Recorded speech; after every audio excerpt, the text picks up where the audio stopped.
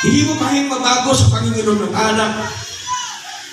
Hindi mo kayang baguhin sa pagdodroga. Hindi mo kayang baguhin ang sarili mo sa pagsusugal. Wala tayong kakayanan dyan. Yan ay magagawa lamang ng ating Panginoong Jesus sa magitan ng milagro sa buhay mo.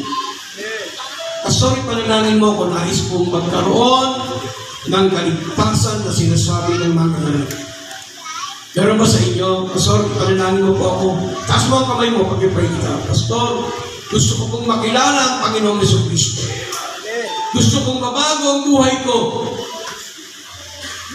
Kaibigan, mahal ka ng Panginoon. Meron ba sa inyo, Pastor, panalangin mo ako. Nais kong mabago ang buhay ko.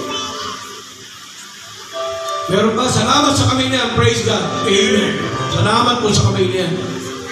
Sige, pimikit lang po kayo. Tayo po'y nasa kanagitnaan ng altar ng Diyos. Tayo po'y nananalangin. Meron pa ba sa inyo? Pastor, panalangin mo kung nais kong makilala ang Panginoon. Nais kong baguhin ng Panginoon ang buhay ko. Meron ba? Huwag kayong mahiya. Amen. Salamat sa kamay niyan. Salamat sa kamay niyan.